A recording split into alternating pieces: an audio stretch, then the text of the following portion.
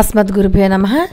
మీకు ఇంతకుముందు ఒక వీడియోలో వినాయక చవితి నాడు విఘ్నేశ్వరుడి యొక్క అమోఘమైనటువంటి ఒక మహిమ, ఎలాంటి పని అయినా సరే జరిగిపోయేటటువంటి ఒక మహిమ గల ఒక మంత్రం చెప్తాను, చేసే విధి విధానాలు కూడా చెప్తాను అని చెప్పాను కదా. ఆ వివరాలలోకి వెళ్ళబోయే ముందు విఘ్నేశ్వరుని దివ్యపాద పద్మాలకు నమస్కారం చేసుకుంటూ వీడియోలోకి వెళ్ళిపోదాం. వినాయక చవితి మొదలుపెట్టి ఆ రోజు నుంచి కూడా ఈ చిన్న పరిహారం చేయండి. ఎలాంటి ఆగిపోయిన పనైనా సరే ఖచ్చితంగా అయి తీరుతుంది.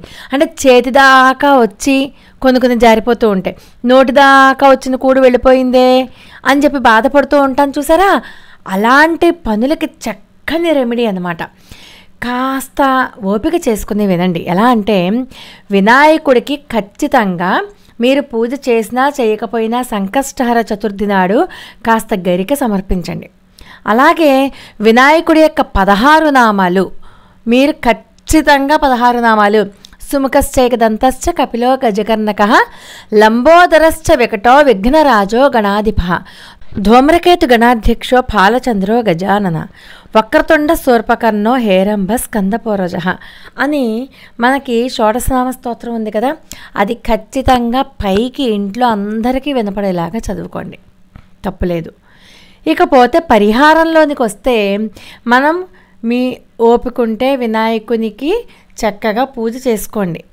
లేదు అంటారా, ఎలాగో వినాయక చవితి నాడు పూజ చేస్తాం కాబట్టి ఆ పూజ నుంచే ప్రారంభించేసాం అనుకోండి, ఆ తర్వాత తేలికపాటి పూజా విధానం చేసుకుంటే సరిపోతుంది.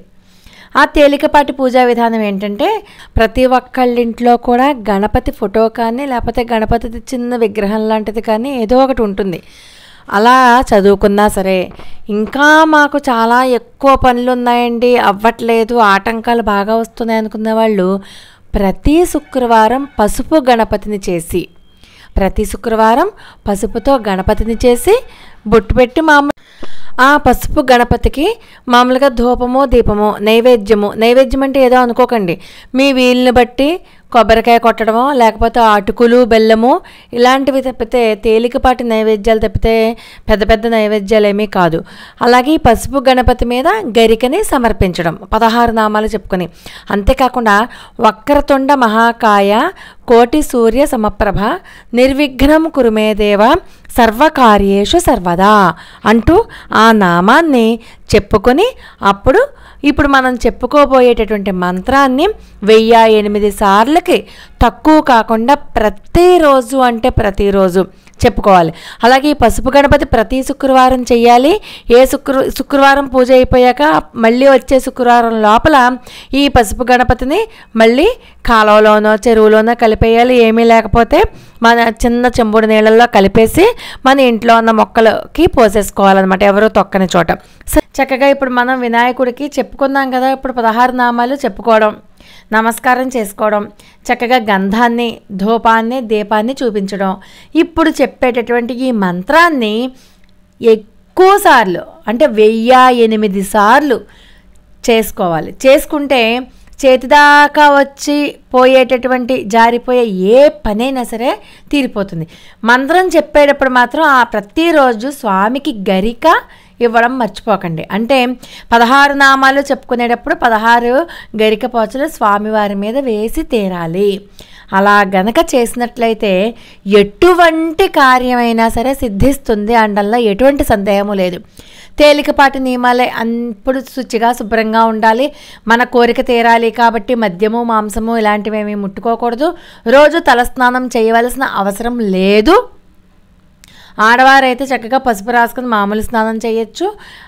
కాబట్టి కొబ్బరి నూనె దీపారాధన చేయండి. దీపారాధనలో వాడే నూనె చాలా ముఖ్యం. కొబ్బరి నూనె దీపారాధన వినాయకుడికి చాలా ఇష్టమైనటువంటి దీపారాధన కాబట్టి కొబ్బరి నూనెతో దీపారాధన చేసి ఇప్పుడు మనం చెప్పుకోబోయేటటువంటి మంత్రాన్ని నిరంతరము స్వామి దగ్గరేమో 1008 సార్లు జపించండి.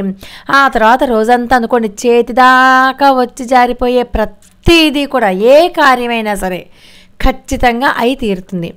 ఆ మంత్రం ఏంటంటే ఓం గం గణపతయే నమః, ఓం గం గణపతయే నమః. స్వామివారికి బెల్లం ముక్క నైవేద్యం మనకు తెలిసిందే కదా. బెల్లం ముక్క అంటే చాలా తేలికపాటి నైవేద్యం. బెల్లం ముక్క నైవేద్యం పెట్టండి. ధూపదీప నైవేద్యాలలో బెల్లం ముక్క ఉండేలా చూసుకోండి. వీలైతే కొబ్బరికాయ మీకు వీలున్నప్పుడు కొట్టండి. కానీ కోరిక తీరాక కనీసం ఖచ్చితంగా గణపతి ఆలయానికి వెళ్ళి అక్కడ మీరు స్వామివారికి అర్చన చేయించండి.